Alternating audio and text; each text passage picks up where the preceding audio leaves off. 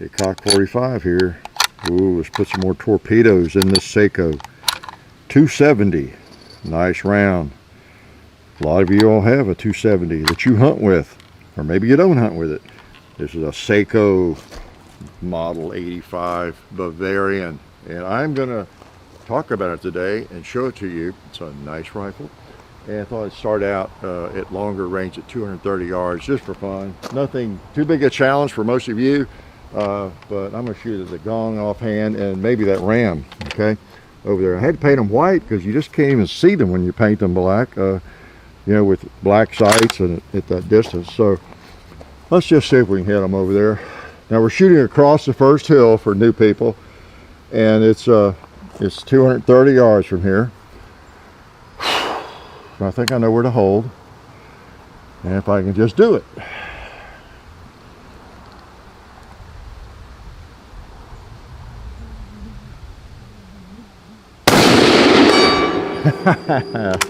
That's a sound you want to hear. Let me hit him again. I'm using a set trigger.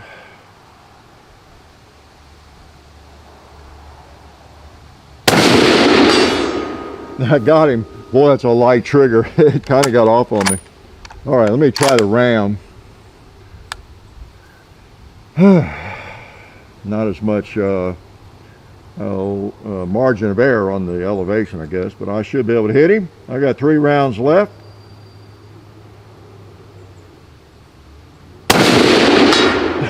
He went down pretty quick. Can I put one more on the gong before I move? Maybe. Who knows? Maybe I can't.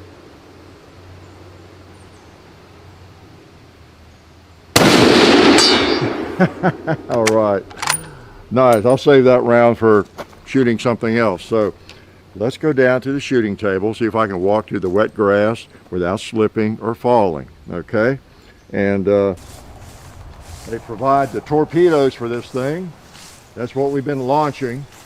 And yeah, it seems to be pretty accurate. That's a joke, because it's all accurate, right? And way more accurate than I am. So we got 1 round in it, and I might as well empty that one, I guess. Let's shoot something dramatic, like that container. Yeah, let's empty it the right way. How's that? So yes, this is the subject for today. This is the star, and we're going to be telling you about it and shooting it. And before we do it, I want to thank also the Sonoran Desert Institute, sdi.edu, for their wonderful support of the channel. You can get certified in gunsmithing, become a gunsmith over there, and then take a lot of different sorts of courses that would lead to an associate's degree in firearms technology. So check them out, okay? sdi.edu. And like I said, we've already put several rounds of old 270 Federal Premium through it. I put a few through it in the Sunday shoot around. You hopefully are watching every Sunday morning. Imagine that, Sunday shoot around, Sunday morning. Yeah, many of you saw it there, and it's a pretty nice rifle, I'll tell you. So yeah, we'll load her up and shoot some more. This is a Sako. John has a Sako. I've never owned one. And every time I see these, as I said in the Sunday shoot around, at SHOT Show or NRA meeting, exhibits, I pick these things up, and I'll be repeating myself a little bit for some of you, the most loyal viewers who are with us on Sunday mornings.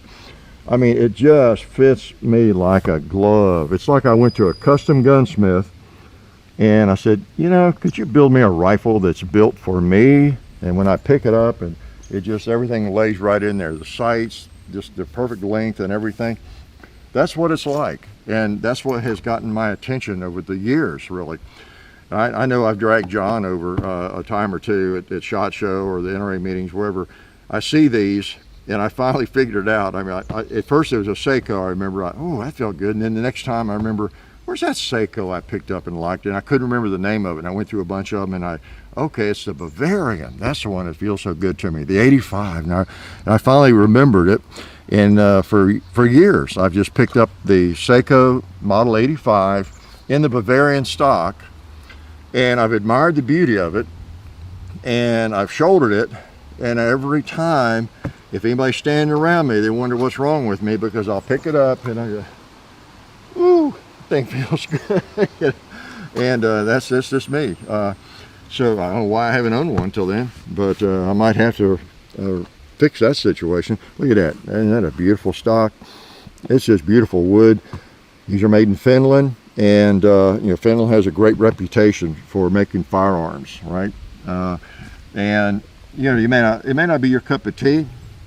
There's some things about it. It's got kind of a high cone. The stock's a little different, and from what I've read, it's really designed to excel. This stock is this German influenced, you know, stock at for metal sights, not necessarily optics, you know. And so it may be a firearm you wouldn't want to put optics on. I wouldn't. Of course, I'm not as much an optic person, but it puts my chin just right there, and I just love it. I mean, a lot of people put a scope on them, of course, but there may be some negatives. One of the negatives is it has a mechanical extractor, and notice where it is. It's right in the middle of the bolt. See on the bolt face there? You bring that case back, that little nub there. It's just, you know, fixed, and it ejects the shell a little bit more upward, and so the scope, as I understand, the mount and everything needs to be suited so that it's not too close down there. You may have some issues with extraction. Don't know. And some of you who have these and have scopes on them can address that and tell us all about that a little bit more than I could. But you saw me in the Sunday morning video just enjoying that bolt. I mean, it's such a precision piece of machinery. Feels so good. And it has three lock-up bolts on it. It's got 3 bolts on it, lugs rather, on the bolt. And so it locks up tight. And you know, that bolt and handle are milled out of one piece of steel on the Sako. Now the Tikka is also a nice firearm, and a lot of people think, well, why get the Sako? The Tikka is the same gun and that kind of thing, and they're both high quality. But that's one of the differences between the Tikka and the Sako. They do a few extra things, as I understand. I'm not an expert on either one. Never had a Tikka either, but they're both fine guns. And I guess a lot of shooters, hunters in the United States maybe don't give them consideration that they ought to. They're just beautiful. For one thing, you don't see this gun in many gun shops lying around, you know, and I'm sure it is, but you know, it's here's one reason. It's $2,000. Okay, so it ain't cheap, but it's just a beautiful gun. It holds 5 rounds of 270. This one does. I think it has a 22-inch barrel. It's I think it's 1 1/8 twist, I believe, even in the 270. I'm not 100% sure. I know the 6.5 I think is 1 1/8 twist, but just wonderful gun. Also, some of the differences in the Sako, it has that little swell, has a more of a pistol grip, and has, if you notice that little swell there, just fits right into your hand. And it also has a longer length of pull. That's another reason when I pick it up, it just, oh man, it was made for me. Can I load it and shoot it? Thank you. I think it'd let me. All right, let's do that. Let's put a few more rounds. I got some in my pocket still that I took up there. In case it had taken, see, I come prepared. I wasn't a Boy Scout. Should have been, right? That's what's wrong with me. I was not a Boy Scout, but I over-prepare. Just look at the rounds I had in my back pocket while we were up there. Just in case it took, what, like about 20 shots to hit the gong? No, I wouldn't have bored you all that long. I wouldn't have. I've not messed with the sights. I've shot it some, and I realized, wow, I know where to hold this at about any distance we can shoot at. And so let's just start out on the gong. Oh, good. We're playing with storms coming and going, and sunshine coming and going, so we may have to deal with the different lighting, but that's okay. Maybe the lighting will be so bad you won't be able to see my face. How's that? Very clearly. So let me shoot something like this target. Now this is supposed to be a very accurate rifle, so I should be able to put one in the red. There you go. That proves its accuracy. It is proven. Let's smoke some pot to get started. Nice. I love that bolt handle. Boom. It really works. You don't have to take it off your cheek. I tend to do that anyway. And it's so accurate. I just missed that 2 liter. I just pulled it up and shot too fast. One thing I did not show you, it's empty, is it has a set trigger. And that's what I was using up there at the gong. You just push forward on it. Well, yeah, okay, it's cocked. You push forward and it turns the trigger into a hair trigger. It's very light. In fact, I think I mentioned it up there. One of the shots I took at the gong, I really didn't mean to fire yet. But I was on the target, okay? And I was a little surprised. I didn't think my sight was up high enough on it yet, but it hit it. But boy, it's just, you breathe on it, it's gonna fire. So that's kind of nice. You have just one trigger, you don't have two. But now it's also a nice trigger without the set trigger. And if you want to lock it up, say it's on safe, it's kind of locked up, you push on that little doodad, and then you can, let's see, you're right, yeah. It's on, what do we do, John? We had to, yeah. Put it on safe, yeah. I just didn't push down far enough. Okay, it's on safe, because you don't see the red dot, and it's locked up. But now if you push down on this, then you can even put a round in, cock it, whatever you want to do, okay? So it's right there. I just didn't push it down far enough. All right, my big old thumb. So that, and you got your cocking indicator right there.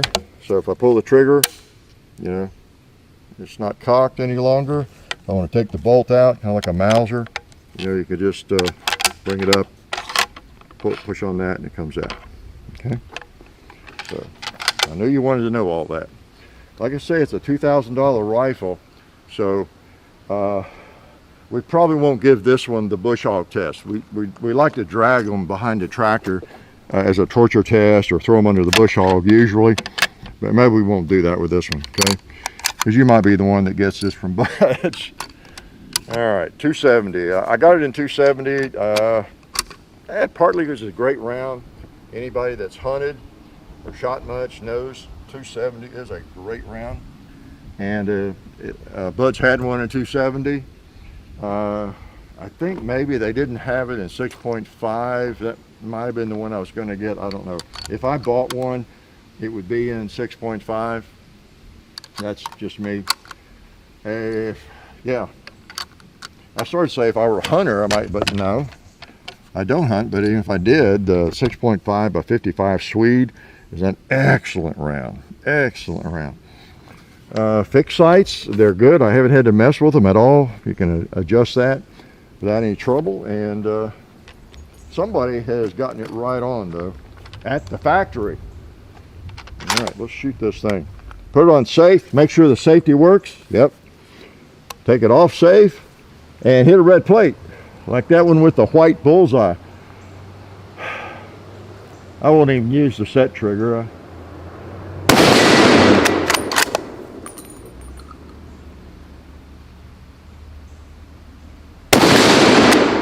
Now y'all sometimes give me a hard time for not leaving the bolt action rifle on my shoulder. This one is very simple to do that. The bolt is designed just beautifully for that. Let's try that big square. And one on the left.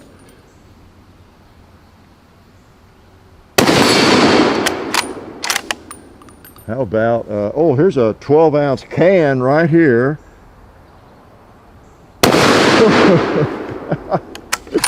Blew the heck out of that, didn't it? So, nice rifle. Nice rifle. Yeah, I may not be able to get this one back. Well, I have to send them back to Buzz. That's kind of what we do. But there are more of them out there. And, just a nice rifle. As you look at the lines of it, like I say, it has its negatives with, maybe it would not be the ideal rifle for you. For the scope and scope mount you want to use on the Sako, I don't know. And the fact that it has that center ejector, if that would be an issue for you, because you're definitely going to scope it out, or if all that's overblown that you read or hear about. Okay, I read 2 or 3 different articles, and that came up a couple of times, and I really don't know how big a problem that is. Again, not being a hunter, I don't know if I'm an expert in anything, but I'm definitely not an expert with hunting rifles.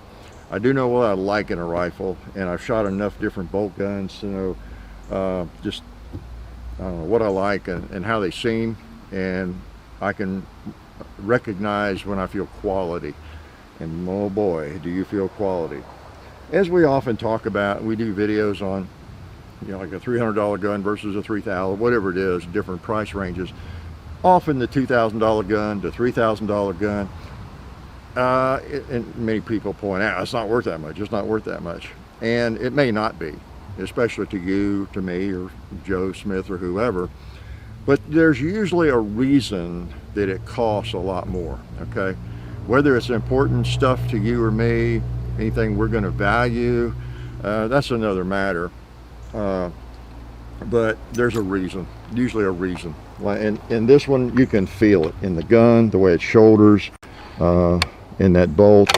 Again, it's just such a precision piece of machinery. And there's other nice bolt guns, of course, because it's not exactly a Mauser bolt. It's kind of a variation. You know, it has some things like that, then that giant extractor and things, but it's just really, really nice. And you may have one that's broken on you 10 times, I don't know, but it just feels like quality. And guess what? It looks like it. Okay, yeah, I'm the new Sako rep for this part of the United States. I meant to tell you, to be honest with you. No, I just sometimes I just really like a gun, and I'm going to shoot it. So you can tell when I like a firearm well enough to buy it, can't you? I can't hide it.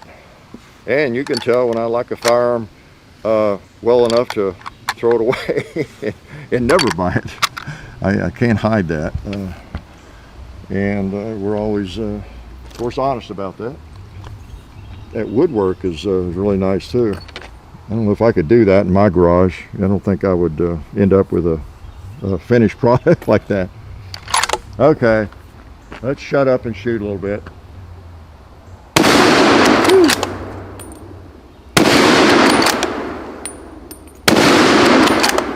Here's two lined up. Let's see if we can get them both. No. Got all the 2 liters. I'll shoot it one more time. I'll load it up one more time. And before I do, is there anything I didn't tell you about? Oh yeah, I think the magazine, I didn't even realize it, but I was reading some more about it. It is actually detachable. I had this one out, so it's very tight. But you can take the magazine out, yet it loads just very nicely, you know, from the top. So I've never been motivated to remove it. I should have done that. Let me try one more time. John and I were looking at that before the video, and I think it's just really stiff.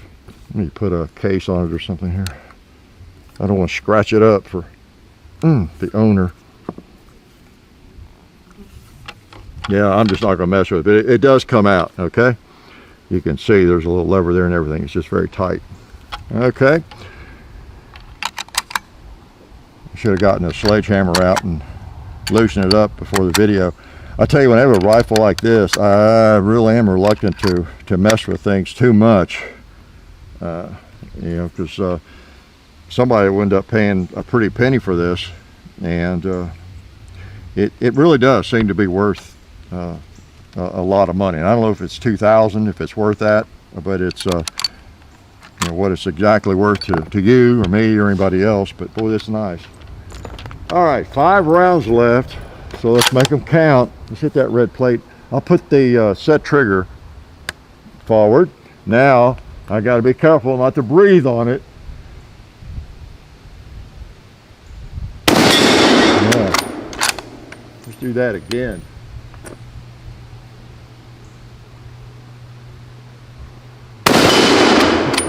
Nice. Do it again.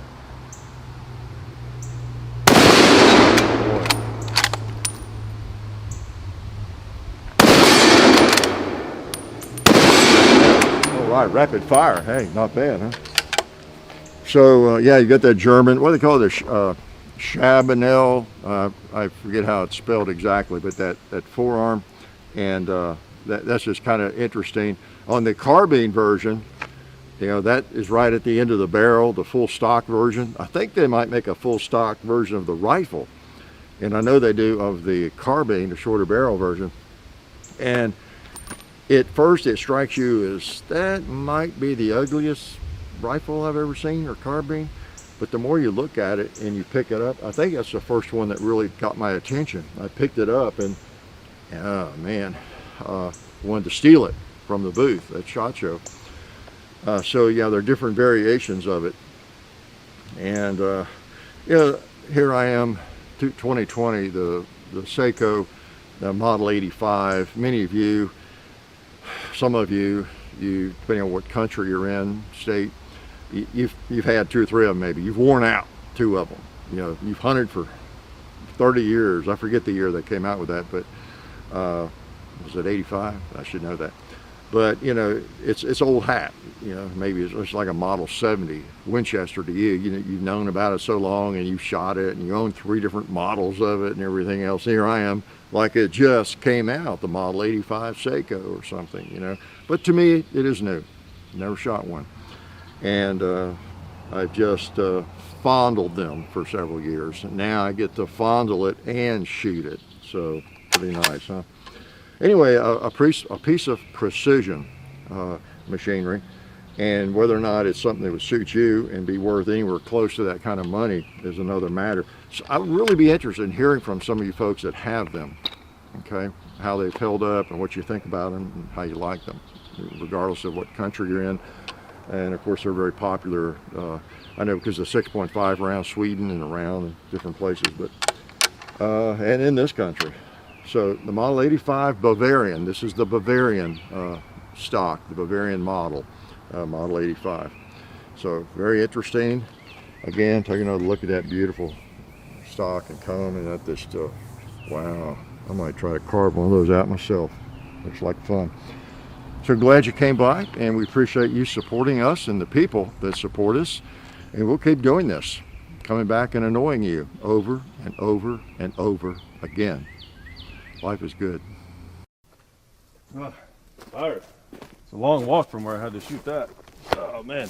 Oh hey, didn't see you guys there. Since you're here, I want to let you know about our friends over at Talon Grips and Ballistol. TalonGunGrips.com. Check out everything they have over there. You can get lots of different grips, the stick-on grip textures for your handguns and rifle grips, so go check them out. Also Ballistol, they're a firearms lubricant or anything else you might need lubricating.